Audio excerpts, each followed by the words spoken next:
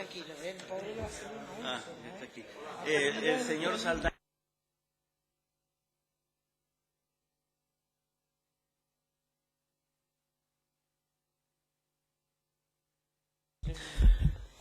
Bueno, buenas tardes. Señorías, damos comienzo a esta nueva sesión del Grupo de Trabajo. Nos acompaña don Ángel Rodríguez Vergara, catedrático de Derecho Constitucional de la Universidad de Málaga. Bienvenido, señor Rodríguez, y cuando quiera tiene la palabra. Pues muchas gracias. Buenas tardes. Siguiendo las instrucciones que se me han dado, pues voy a hacer una exposición que yo creo que no tardaré más de 20-25 minutos sobre algunos aspectos de la reforma de la Ley Electoral de Andalucía y luego, pues con mucho gusto, me someteré a las preguntas o las observaciones que se me quiera hacer por parte de los miembros de este grupo de trabajo. En primer lugar, por supuesto, quiero agradecer la oportunidad que se me concede para poder dirigirme a esta representación del cuerpo electoral andaluz, y me permitirán que dé especialmente las gracias al Grupo Parlamentario Socialista, que es el grupo proponente de mi comparecencia, aunque lógicamente lo haré desde mi leal saber y entender y con absoluta independencia, como por otra parte tuve ya oportunidad de hacer en una ocasión anterior cuando comparecí ante la Comisión de la Ley de Memoria Histórica de Andalucía, en aquella ocasión a propuesta del Grupo Parlamentario Popular. Bueno, yo voy a dividir mi intervención en dos partes.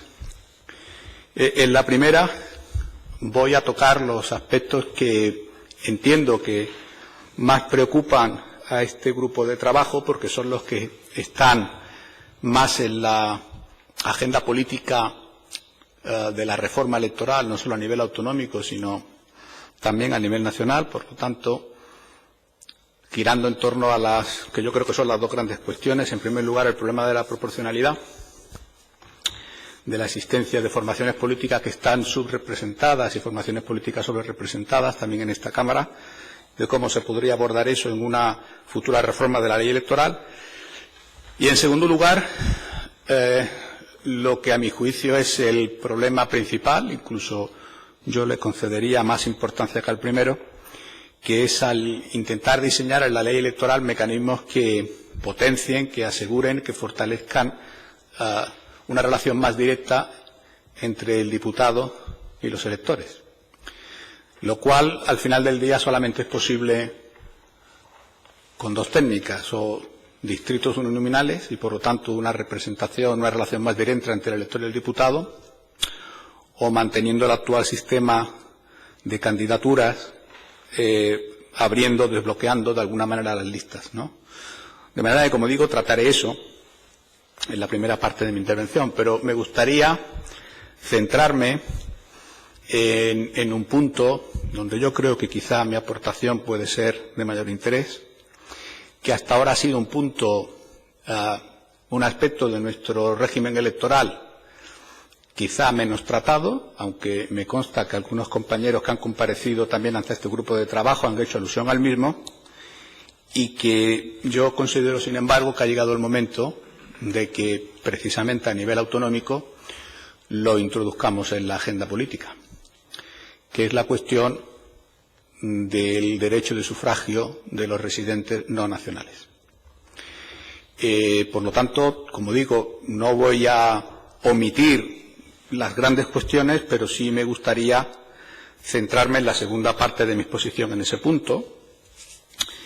Y además lo hago como representante de un grupo de investigación de varias universidades de Andalucía que ha estado trabajando sobre este tema varios años, y que hace una semana ha conseguido por fin sacar algunos resultados de esta investigación, que, con permiso del señor presidente del grupo de trabajo, pues dejaré aquí por si los miembros del mismo tienen ocasión de consultarlo, con independencia de que creo de que estará también en la biblioteca de la Cámara. Se trata de un número monográfico de la Revista Europea de Derechos Fundamentales que trata precisamente esta cuestión, la participación política de los extranjeros residentes. Yo sé que abogar por la ampliación del derecho de sufragio en las elecciones autonómicas es una cuestión políticamente controvertida y jurídicamente complicada, pero me parece, por las razones que diré, que ha llegado el momento, creo, de abordar ese tema.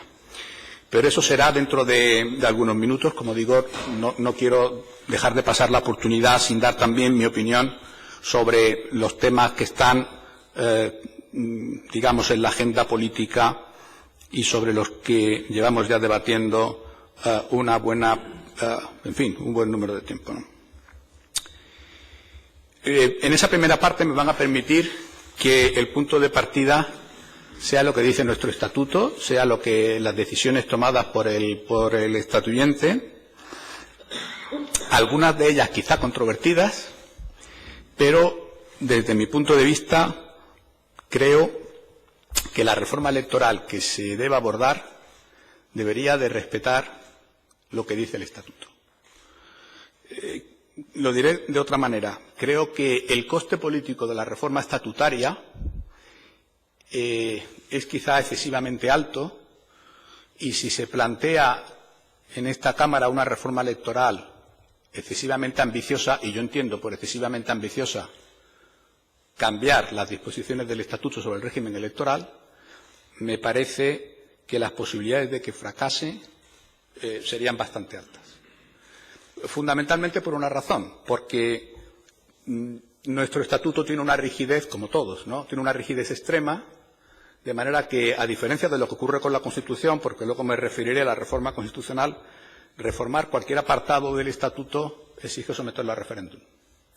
Y esto complica mucho el proceso de reforma. Si hay desacuerdo entre los grupos parlamentarios, el referéndum será una ocasión para poner ese desacuerdo de manifiesto, de manera que la deriva plebiscitaria del referéndum es un riesgo que no deberíamos correr. Y si hay acuerdo, evidentemente habrá poca participación popular y, por lo tanto, la reforma saldrá deslegitimada. De manera que, salvo que se abordara, que creo que no es el caso, una reforma estatutaria de mayor envergadura, me parece que cualquier reforma electoral debería de mantener las decisiones que están en el Estatuto, con independencia, como ahora, en fin, como he dicho y como ahora precisaré, del carácter controvertido de algunas de ellas. Pero en ese terreno es donde creo que nos deberíamos de mover para intentar hacer una reforma operativa. Bien, ¿cuáles son estas decisiones del estatuyente que yo creo que delimitarían las propuestas de reforma? Pues, en primer lugar, hay una limitación, digamos, política más que jurídica, que es el número de diputados de la Cámara. Es verdad que el Estatuto solamente establece un mínimo, no el máximo, pero, desde luego, si el aumento de la proporcionalidad o intentar remediar la subrepresentación de algunos grupos pasa por un incremento, al menos por un incremento excesivo del número de diputados, será muy difícil que la opinión pública acepte lo que se va a ver como un incremento de nuestra clase política. Además, yo creo, francamente, que sería difícil que la opinión pública lo aceptara, porque sería difícil de aceptar. De manera que, con independencia de que si los ajustes numéricos necesitan elevar en algún número pequeño ese mínimo de 109, creo que en ningún caso la reforma debería de superar mucho esa cifra. Yo, además, quiero hacer una reflexión sobre el problema de la falta de proporcionalidad.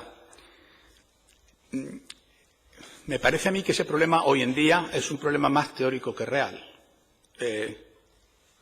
Lo que nos han demostrado los últimos procesos electorales, tanto a nivel regional como a nivel nacional, es que cuando el electorado cambia de opinión, los resultados electorales son distintos.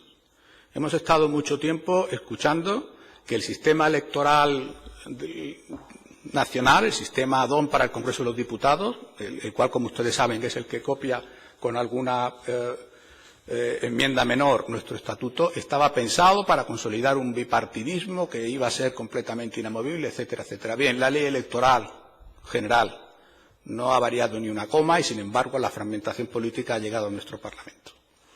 De manera que quizá ese es un problema que en el pasado podríamos haber tratado de una manera, pero que a la vista de la situación actual quizá deberíamos de enfocar de otro modo. No seré yo el que no abogue por una mayor proporcionalidad, si se puede hacer, pero creo, como digo, que asegurado ya el pluralismo parlamentario, quizá deberíamos de enfocar hacia otro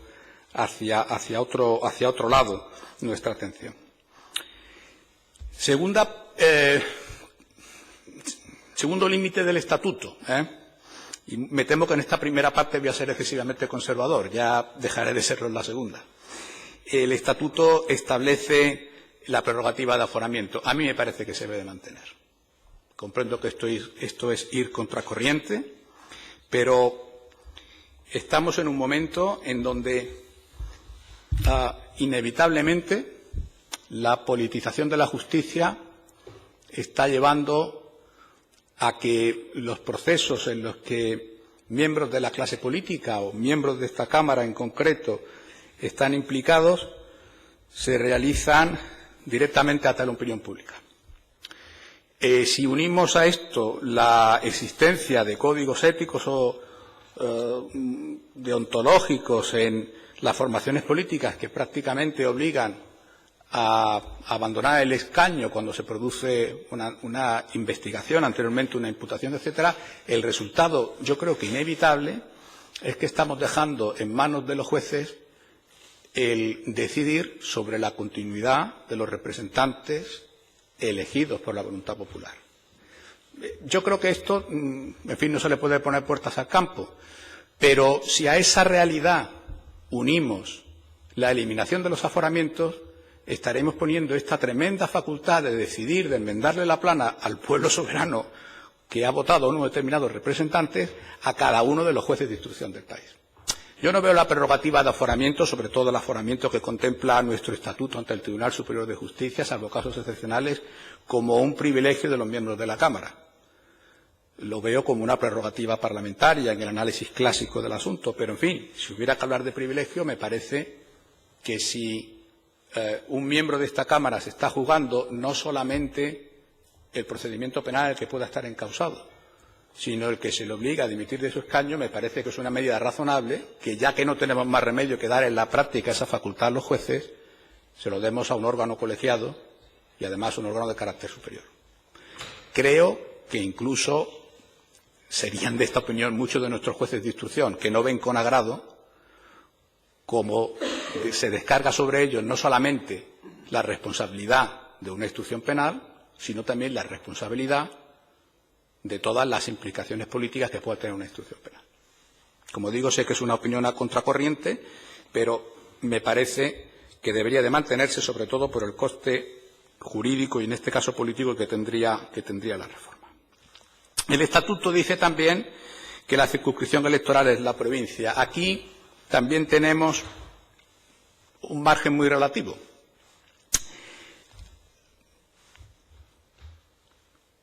Podemos intentar algún tipo de ingeniería jurídica de manera que, manteniendo un concepto, vamos a decir, débil, un concepto mínimo de circunscripción electoral, por lo tanto, manteniendo la provincia como criterio para la distribución de los escaños, que corresponden a cada provincia, sin embargo, la provincia tenga un protagonismo menor a la hora de atribuir los escaños en las propias elecciones. Quiero decir, quizá si mantenemos la provincia como el criterio para adjudicar una determinada representación, podríamos, en la ley electoral, sin contravenir el Estatuto, establecer, bueno, algunas de las medidas que he citado al principio, ¿no? Por ejemplo, establecer dentro de la provincia algunos distritos de carácter uninominal para que pueda fortalecerse la relación entre el elector y el diputado, que yo creo que si se mantuviera, rememorando el régimen alemán, si se estableciera esto manteniendo una distribución también a nivel provincial, el pool, digamos, de voto del partido, de manera que el elector tuviera este doble voto al candidato y al partido, pues podremos quizá aquí hacer algún intento sugerente. De todas formas, piensen ustedes que mantener la provincia como circunscripción electoral tiene algunas ventajas. Una de ellas es que ya nos está dado, es decir, tenemos un conocimiento tan exhaustivo del comportamiento electoral que cualquier alteración de los límites de la circunscripción provincial para establecer un nuevo sistema inevitablemente no se iba a hacer en el vacío. Es decir, todo el mundo iba a hacer los cálculos correspondientes de esto a quién beneficia, esto a quién perjudica, y en función de eso se definirían las posturas a favor o en contra. Bueno, la provincia ya la tenemos ahí, llevamos 40 años utilizándola, quizás deberíamos de pensar un poquito antes de quitarla. Y finalmente, antes de ceñirme en el tema del voto extranjero, sobre el que quería hablarles con un poquito de más detenimiento, dos cuestiones que también están en el estatuto y que yo mantendría, una de ellas lo mantendría tal como está en la ley, es decir, los criterios de representación de género en las listas electorales. Me parece que la opción que ha hecho la ley electoral de las listas cremalleras ha dado muy buenos resultados, pero claro, dificulta desbloquear listas, distritos terminales, etcétera, etcétera. En principio, por lo tanto, sería complicado mantenerla, pero deberíamos de intentar buscar la forma de hacerlo, porque, insisto, creo que es verdad que hay grupos subrepresentados, pero sobre todo ha habido una subrepresentación de la mujer en nuestras cámaras parlamentarias. Y el establecimiento de las listas cremalleras, como ustedes saben, después del nihil obstat del Tribunal Constitucional, me parece un logro que se debería de mantener. Y, por último, quiero decir algo también sobre los debates. El estatuto solamente dice que los medios de comunicación públicos establecerán debates electorales. A mí me parece que la ley electoral debería de avanzar un poquito más y obligar a las candidaturas a participar en esos debates electorales. Probablemente obligarse a un término excesivamente rígido, pero creo que por la vía de la financiación electoral sí se podría incentivar la potenciación de debates electorales, que creo que en la actualidad es uno de los grandes déficits de nuestro sistema electoral, no solo a nivel autonómico, sino también a nivel global. En segundo lugar, y en lo que me gustaría centrarme, con su permiso, algunos minutos más, la cuestión que, como digo, creo que ha llegado el momento de introducir en la agenda política. Creo que ha llegado el momento de que le demos derecho de sufragio a los electores residentes que no tienen la nacionalidad española. Nuestra Constitución fue en su momento un poquito cicatera en este punto. Como ustedes saben, la situación actual es que solamente la Constitución permite solamente el derecho de sufragio en las elecciones locales, por lo tanto, y siempre que se firme un acuerdo y siempre que se respete el criterio de reciprocidad. Por lo tanto, estamos hablando ahí de competencias que no son autonómicas, y tenemos además el caso de los ciudadanos europeos que además votan en las elecciones al Parlamento Europeo. Nuestro estatuto en este punto fue extremadamente generoso. Hay un mandato estatutario en el artículo 30. El artículo 30 consagra el derecho de participación política. No olvidemos que estamos hablando de un derecho fundamental de los ciudadanos andaluces. Y después de establecer las condiciones para el ejercicio de ese derecho, hay un párrafo segundo del artículo 30 en donde dice que la comunidad autónoma establecerá los mecanismos adecuados para garantizar el ejercicio de estos derechos también a la población extranjera residente. Es verdad que dice dentro del marco constitucional. Por lo tanto, la medida que yo creo que habría que tomar en ese sentido sería doble. En primer lugar, me parece que a ese punto de vanguardia en el que se ha situado nuestro estatuto en relación con este tema, debería de promover que el Parlamento, creo que sería una de las iniciativas que podría tomar este grupo de trabajo, que el Parlamento promoviera ante las Cortes Generales una reforma constitucional del artículo 13 que permitiera a las comunidades autónomas que así lo establecieran en su legislación electoral ampliar el derecho de sufragio a los residentes extranjeros en su territorio. Paradójicamente, esa reforma del artículo 13 sería mucho más sencilla de hacer que la reforma de nuestro estatuto, por lo que le dije al principio, porque nuestro estatuto está blindado con el referéndum en su totalidad, la Constitución, como ustedes saben, solamente en algunos de sus aspectos. Mientras esa reforma llega o no llega, la ley electoral andaluza debería de prever, creo yo, que en el momento en el que esa reforma se llevara a cabo, se ampliara el derecho de sufragio a los electores extranjeros residentes. Es verdad que nuestro estatuto dice que son electores los que tengan la condición política de andaluz. Eso, en principio, excluiría a los extranjeros, pero no es menos cierto que el artículo 30 establece también, como una cláusula que, en cierto modo, compensa esa declaración de principio, que se ampliará dentro del marco constitucional estos derechos a los extranjeros residentes. Al menos, y con esto concluiría mi intervención, al menos creo que se debería de considerar la posibilidad de establecer alguna posibilidad de participación. Es verdad que los mecanismos de democracia participativa en algunas comunidades autónomas y en la futura ley andaluza también se contempla, se abre esa posibilidad a los extranjeros residentes, pero no nos engañemos, eso es un sesgo introducido por la legislación catalana precisamente para evitar cualquier parecido con el referéndum y evitar todos los problemas y la diferencia está un tanto artificial entre lo que es una consulta popular, lo que es un referéndum, etcétera. Creo que eso es una problemática que en Andalucía no tenemos, ¿no? No, yo me estoy refiriendo a algo mucho más directo y es que nuestra ley electoral otorgue al menos derecho de sufragio activo, sería una buena forma de empezar, y al menos a alguna categoría de residentes. Estoy pensando, quizá en un primer momento, a los residentes de la Unión Europea, que tienen derecho de sufragio al Parlamento Europeo, tienen derecho de sufragio en las elecciones locales, pero, sin embargo, no tienen derecho de sufragio reconocido en las elecciones autonómicas.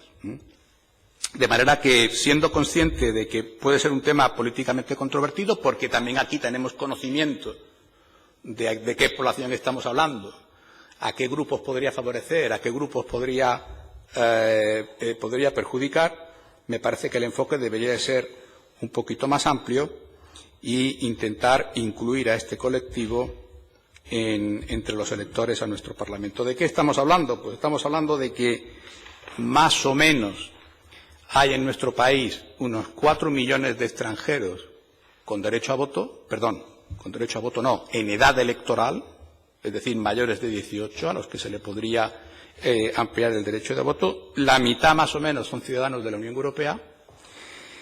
Y de esos 4 millones, aproximadamente medio millón reside en Andalucía y aproximadamente la mitad, es decir, unos 250.000, son ciudadanos comunitarios. Algunos de ellos, todos ellos votan en las elecciones municipales, algunos de ellos incluso ostentan cargo de representación municipal. Por primera vez desde las elecciones de 2011 tenemos no solamente concejales, sino también algún alcalde, pero inexplicablemente no tienen derecho de voto en nuestras elecciones regionales, algo que sí ocurre en un tercio de los Estados miembros de la Unión Europea. El derecho de la Unión Europea no nos obliga a ello, pero sin duda alguna lo incentiva. Y, como digo, me parece que el que nuestra comunidad autónoma diera un primer paso en ese sentido podría ser una iniciativa muy digna de celebración en una eventual reforma de la ley electoral andaluza. En fin, espero no haberles aburrido demasiado y si me he cedido un poquito en el uso de la palabra, pero, como digo, estoy a su disposición para lo que quieran plantearme. Muchísimas gracias, señor Rodríguez. Le agradecemos que nos haya hecho llegar a este Parlamento, ¿no?, y a esta comisión la publicación que pone a nuestra disposición. Muchas gracias. E iniciamos, si les parece, señoría, el turno de preguntas. Comenzamos con el Grupo Parlamentario de Izquierda Unida. No está, perdón. El Grupo Ciudadano, señor Díaz, tiene la palabra. Muchas gracias, señor presidente. Muchas gracias, señor Vergara, por su exposición. Quería comentar algunas cosas al hilo de la misma, porque además es cierto que con recurrencia se viene hablando de estas cuestiones. Nosotros, es bien conocido nuestra posición, entendemos que la LOREG hay que reformarla por muchas cuestiones. Y, bueno, ya hemos iniciado también otras reformas en otras comunidades autónomas, singularmente en la de Murcia y en la de La Rioja, y estamos también inmersos en la de Madrid. También es verdad, quiero aprovechar para decir que tienen unos procedimientos de reforma que no son tan rígidos como el estatuto, son mayoría. Yo he escuchado pacientemente como algunos comparecientes han aludido en todo caso al consenso. El consenso también impone un poder de veto, que en este caso sería tan malo como otras cuestiones contra las que queremos combatir, y no creo que eso sea un mensaje que le debamos enviar a los ciudadanos, precisamente con la desafección política que hay.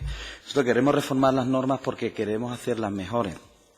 Y entendemos que las normas nos han traído hasta aquí, es cierto, pero que son susceptibles de mejora, máxime cuando la ciudadanía lo está pidiendo. Es evidente que son sistemas complejos donde todo está relacionado y, a su vez, el sistema electoral forma parte de otro sistema complejo, junto con el sistema de partidos, sistema político. En nuestra opinión, todo esto hay que reformarlo. Se ha hablado de los partidos políticos, es evidente que la ley de partidos políticos hay que mejorarla, sobre todo los aspectos relacionados con la financiación, con la transparencia, con la participación. Y todo es un conjunto. Para nosotros son reformas apasionantes que entendemos que hay que llevar a cabo. Es evidente que hay que preservar la gobernabilidad, pero también que la sobrerepresentación no sea tan brutal como está sucediendo, ¿no? Sabemos que a un escaño el Partido Popular con la LOREG le ha salido en estas últimas elecciones a 47.000 y a Ciudadanos 97.000, ¿no? Y esto es un efecto de desproporcionalidad horrible, ¿no? También hay que reformar el voto de los españoles que están fuera, que prácticamente se les hace inviable, no hemos hablado de ello. Con respecto a los aforamientos, bueno, hay otras cuestiones económicas que es evidente que hay que tocar. Y nosotros los aforamientos, bien conocidos nuestra posición, nosotros entendemos que por el ejercicio del cargo sí, pero por otra imprudencia que cometamos en nuestra vida personal, entendemos que no, que hay que limitarlo. En cuanto a la cuestión de la circunscripción, nosotros también venimos planteando el carácter uninominal, dividir ese voto a candidato y ese voto a partido. Nosotros también venimos hablando de esa cuestión, nos parece una cuestión interesante. Y nos parece también una cuestión muy interesante lo que plantea con respecto a que puedan votar, que puedan. Nosotros tenemos un alcalde en Alcaucín que precisamente somos un ejemplo de esta dicotomía, ¿no? No podemos tener a ciudadanos que están en nuestras Fuerzas Armadas y que luego no puedan votar en las elecciones, singularmente, que les afectan directamente en su modo de vida y en su vida, ¿no? Y que tanto están aportando al desarrollo también de este país. Por lo tanto, nosotros entendemos que estas reformas son importantes, son abordables y estamos en tiempo de reforma.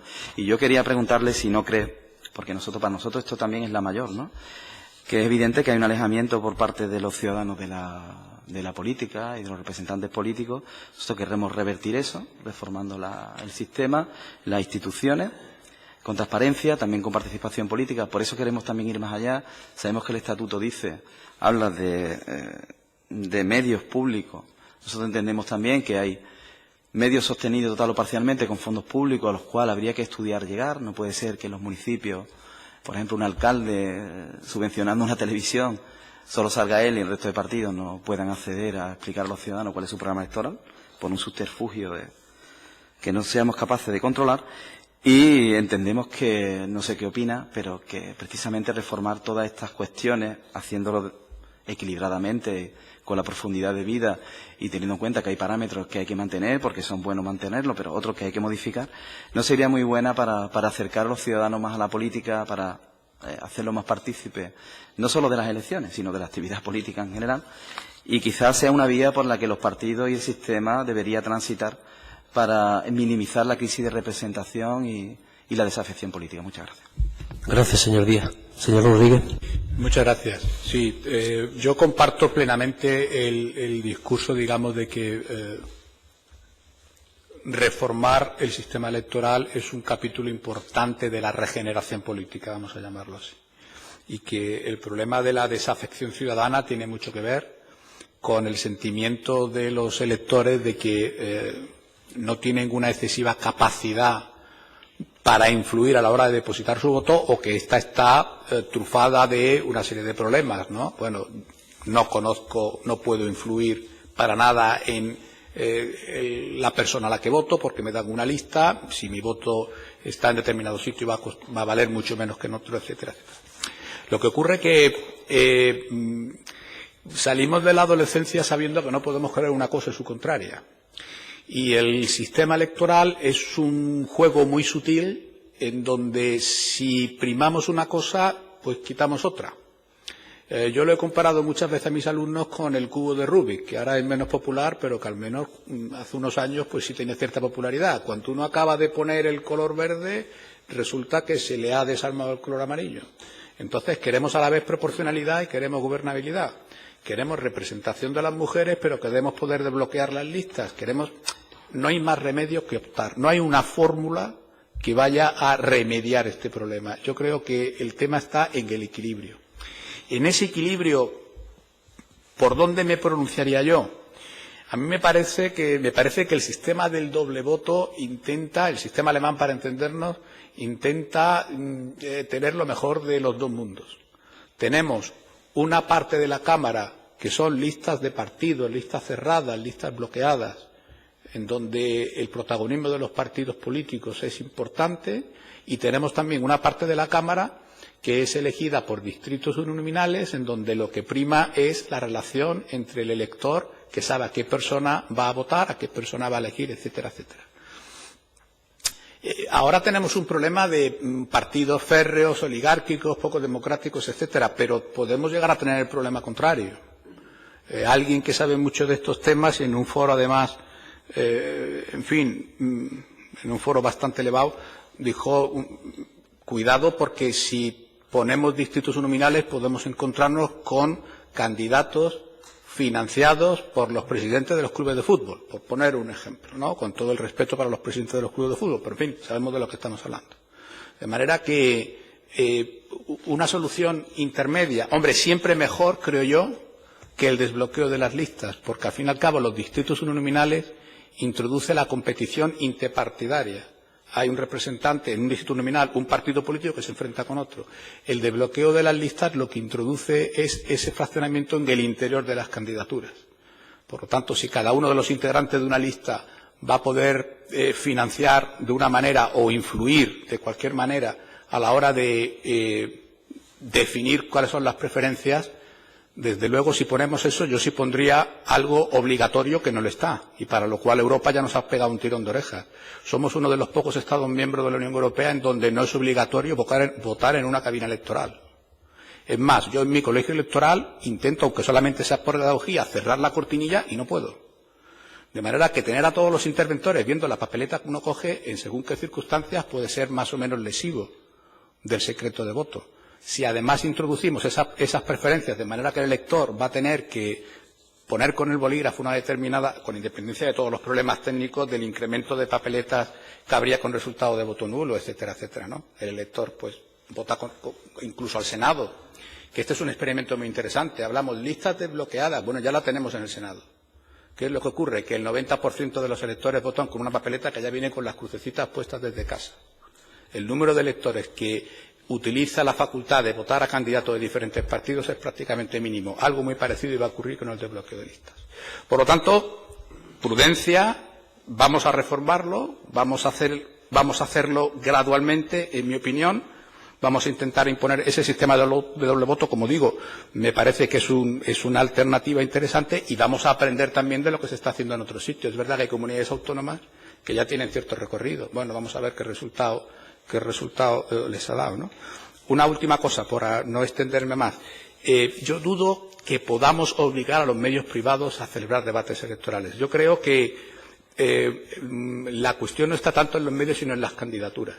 Desde luego, si orientamos nuestra financiación, nuestro régimen de financiación electoral a la celebración de debates, será un argumento muy poderoso para incentivar que los candidatos participen en debates electorales. Creo que esa puede ser una alternativa interesante. Gracias, señor Rodríguez. En representación del Grupo Podemos tiene la palabra el señor Moreno de Acevedo. Presidente, muchas gracias. Buenas tardes. No sé si sabrá, en relación con las listas abiertas y desbloqueadas, desde nuestro grupo proponemos el desbloqueo real. Es decir, hasta ahora el monopolio de la actividad política lo tienen los partidos políticos, que está bien, pero impide al ciudadano apolítico, un número muy superior a cualquier otra formación política, apolítico por lo menos que no comulga con los partidos políticos tradicionales, la participación en el sistema electoral, es decir, la posibilidad de presentarse como candidato. Yo quisiera que nos explicara el por qué hay que cubrir en una circunscripción, en determinados procesos, el número total de escaños y en otras no. Es decir, no hay una justificación teórico-legal que fundamente o impidiese la posibilidad de que por la provincia de Sevilla se presentara un señor o una señora a cubrir un escaño en el Parlamento andaluz o nacional, en este caso en el Parlamento andaluz, él solo. Bueno, ahora mismo eso no es posible, es decir, que si hay un impedimento legal. ¿De qué forma sí, lo podríamos reformar? Sí, pero para eso tendríamos que establecer un distrito uninominal. Porque si un señor se presenta solo y resulta que tiene el voto del 90% de los electores de la circunscripción de Sevilla, el 90% de los electores de la circunscripción de Sevilla han elegido a un diputado. Por lo tanto, las circunscripciones plurinominales necesariamente llevan a una lista. Yo creo que más que abrir la posibilidad de que en circunscripciones uninominales se presente un solo candidato, que me parece técnicamente muy, en fin, la ingeniería jurídica puede hacer maravillas, ¿no? Pero me parece técnicamente muy difícil de llevar a la práctica. Yo sí insisto en que sí se podría hacer, sin necesidad de cambiar el estatuto, siempre que mantengamos la circunscripción provincial para decidir el número de escaños que corresponden a cada provincia. Respetamos lo que establece el estatuto, que ninguna provincia tendrá más del doble de escaños que la que tenga menos. Nos ahorramos el proceso de reforma estatutaria con todo el riesgo que eso conlleva y apostamos porque la circunscripción provincial así se sigue manteniendo, con independencia de que dentro de la circunscripción podamos establecer un doble sistema. El voto a partido, vamos a decirlo así, y los votos uninominales, de manera que dividiríamos en pequeños, no tan pequeños, en algunos distritos uninominales de circunscripciones provinciales. Pero la posibilidad de que un elector diga yo me presento solo a una circunscripción provincial es técnicamente complicado. En la práctica lo que llevaría es yo me presento solo, pero llevo un número detrás mía. Si se eligen 12 diputados, pues llevo 11 más los 2 suplentes, ¿no? Que es lo que dice la ley actual. A mí eso me parece que sería difícil de llevar a la práctica. Me parece difícil de llevar a la práctica. Creo. Gracias, señor Rodríguez. En nombre del Partido Popular tiene la palabra el señor Saldaña. Gracias, señor Rodríguez, por su intervención, y permítame que destaque una reflexión que usted ha hecho en relación a, creo que ha hablado de la representación o no sé exactamente si se ha referido a representación o proporcionalidad, pero ha dicho usted que es un debate más bien teórico, un problema más bien teórico, que realmente en el día a día, no es un problema que esté en la calle y que realmente tampoco hay índices en los resultados que ha habido en el Parlamento andaluz como para entender que es un problema real, ¿no? Pero, hilando con algunas intervenciones anteriores y con lo que usted ha comentado, se ha hablado y usted ha lanzado una y otra vez, o al menos alguna vez lo ha comentado, que todo lo que se haga o todo lo que se pueda plantear, evidentemente tiene que tener, de cierta manera, el reconocimiento o que la sociedad lo asuma, ¿no?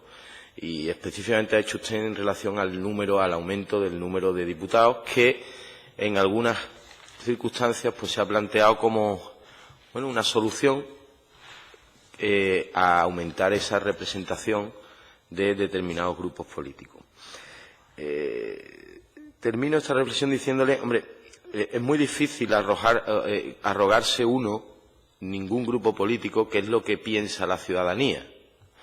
Pero si somos justos, la gente en la calle lo que está hablando es de que gobierne la lista más votada, de que hay muchos políticos, y yo no he escuchado nunca a la gente decir, es que a lo mejor quizás también de la apertura de listas, también, pero yo no he escuchado nunca, al menos yo no, a la gente decir, mire usted, es que deberíamos quitar un diputado en Cádiz y ponerlo en Huelva, o uno en Huelva y ponerlo en Cádiz. Creo que son más problemas que se crean dentro de las estructuras políticas, ¿no? Dicho esto y con esta reflexión, y humildemente, sin querer arrogarme lo que piensa la gente, porque la gente piensa, hay de todo, la gente piensa muchas cosas, sí le quiero hacer una pregunta muy concreta. ¿Vería usted razonable que se pudiera incluso reducir el número de parlamentarios, aunque fuera con carácter testimonial? Es decir, precisamente por ese sentido de intentar reflejar lo que la gente espera, parece que aquí vamos a la contra en decir, vamos a aumentar el número de diputados. Usted claramente ha dicho que ¿vería usted razonable que, aunque fuera con carácter testimonial, que ya el estatuto del 81, ¿no?, lo permitía, reducir, póngase el caso, pues de 109 a 104 o de 109 a 100, un número, ¿eso lo ve usted razonable? Muchas gracias.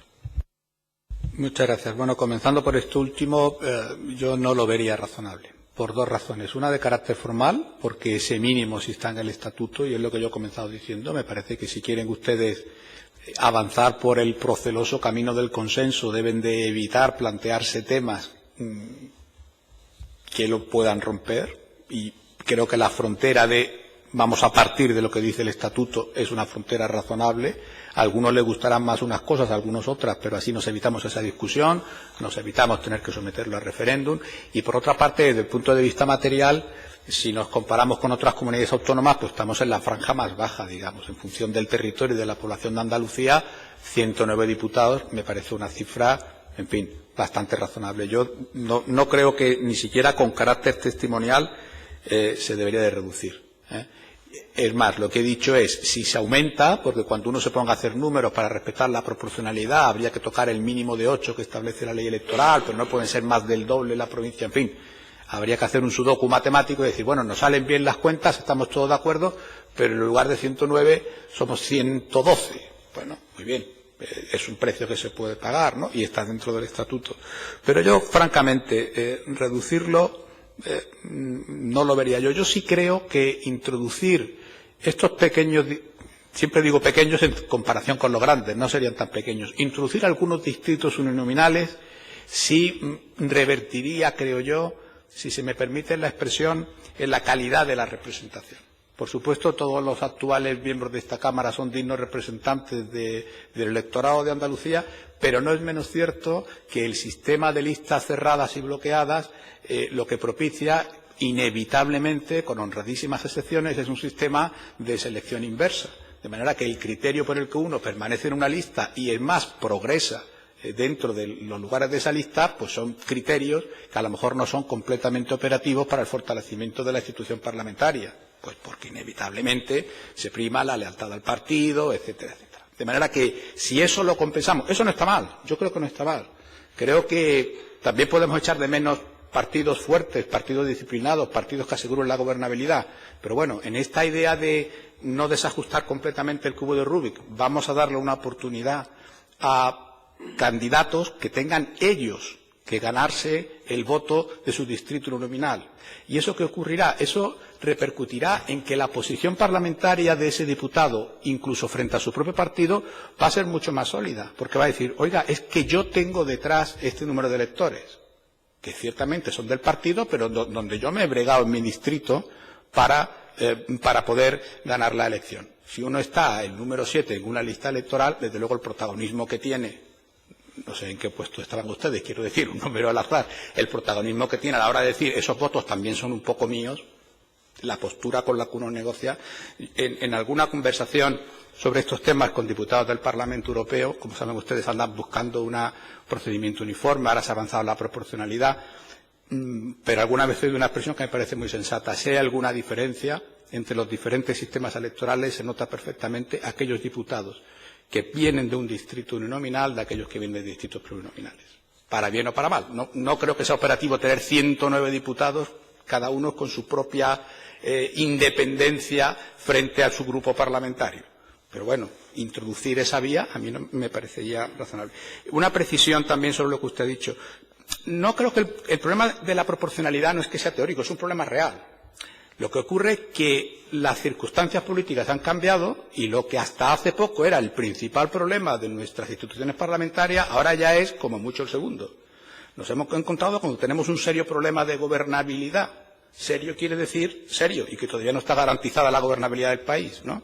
Por lo tanto, si a más proporcionalidad, mayor fragmentación, y si el problema que ahora tenemos, quizá no antes de ayer, pero el problema que ahora tenemos es que tenemos que saber gestionar la fragmentación, a lo mejor no es una buena idea introducir elementos que van a incrementar esa fragmentación. Por lo tanto, mi reflexión iría un poco por ahí.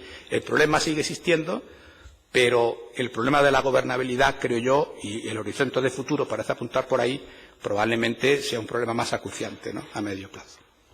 Gracias, señor Rodríguez. En representación del Grupo Parlamentario Socialista tiene la palabra el señor Latorre. Gracias, señor presidente. Bueno, en primer lugar, señor Rodríguez, agradecerle enormemente la exposición que nos ha hecho aquí esta tarde. Le tengo que agradecer la exposición sobre el tema del voto extranjero de los residentes, que creo que nos has dado algunas ideas por las que podemos avanzar, y además por haber sido en fin, por haberlo expuesto todo de forma tan clara. Yo sí tenía algunas preguntas que hacerle.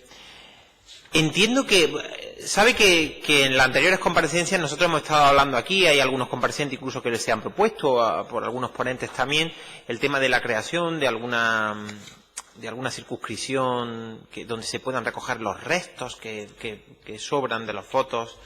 Entiendo por la exposición que usted ha dicho y por la defensa que ha hecho de que el diputado tenga que estar presente en el territorio y que sea cercano a la ciudadanía a la que representa. Entiendo que usted no sería partidario entiendo por lo que ha defendido que usted no sería partidario de esa opción.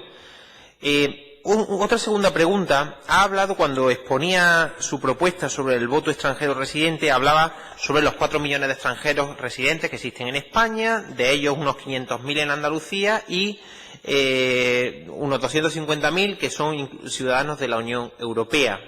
¿Tenemos algún dato que nos diga qué porcentaje de participación política tienen estas personas que residen en Andalucía? Y luego una tercera pregunta.